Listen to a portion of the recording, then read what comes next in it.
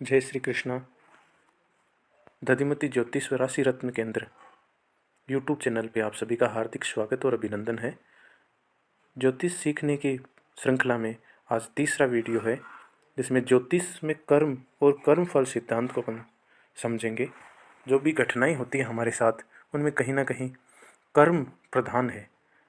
कर्मण्येवाधिकारस्ते माँ फलेषु कदाचन है भगवत गीता का ये प्रसिद्ध श्लोक हम सब ने सुना है। इसका अर्थ ये है कि हमें केवल कर्म करने का अधिकार है, फल पर हम कभी अधिकार नहीं जता सकते, क्योंकि कर्म करना हमारे हाथ में है।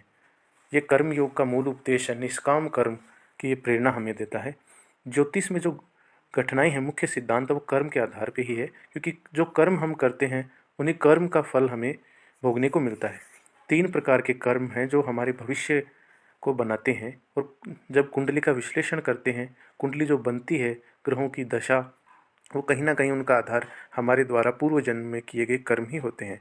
अब कर्म 3 प्रकार के होते हैं: संचित कर्म, प्रारब्ध कर्म और क्रियमाण कर्म। संचित कर्म जो हमारे द्वारा पूर्व जन्म में संचय किए हुए हैं, जो कर्म हमने पिछले जन्म में किए हैं, वो हमारे संचित कर्म हैं जो हमें भोगने। इनमें अच्छे और बुरे दोनों कर्म शामिल हैं।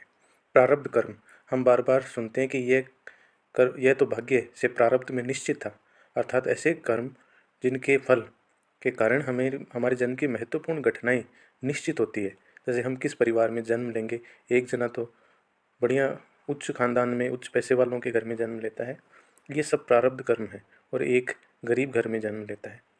तीसरा है क्रियामाण कर्म, ऐसे कर्म जो हमारे द्वारा वर्तमान में किए जा रहे हैं, उनका फल हमें भविष्य में मिलेगा। अगर हमारे कर्म आज अच्छे होंगे तो हमें आगे जाके अच्छे फल मिलेंगे, अगर बुरे कर्म होंगे तो उनका फल भी हमें भोगना पड़ेगा। यही ज्योतिष का आधार है। कई बार ऐसे कर्म व्यक्ति कर देता है कि ईश्वर उनका फल तुरंत देता है। जैसे तुलसीदास जी ने रामचरितमानस में लिखा है, साधु अवज्ञा तुरंत भवानी, कर कल्याण अखिल के हानि।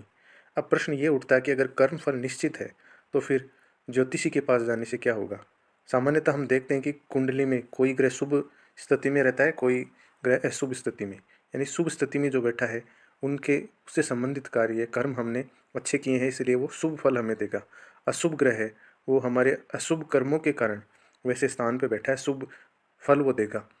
तो ज्योतिषी सामान्यतः उस ग्रह से संबंधित शुभ कर्म करवाते हैं, जिससे उस ग्रह की अशुभता कम हो, और जो शुभ फलदायी ग्रह है, जिनके कार्य आपने अच्छे किए हैं पूर्व जन्म में या पिछले समय में, तो उन शुभ फलों को बढ़ाने के लिए ज्योतिष आचार्य आपको शुभ कर्म बताते हैं या किसी रत्न का सुझाव देते हैं। अगर ये वीडियो आपको अच्छा लगा तो आप लाइक सब्सक्राइब करें। धन्यवाद।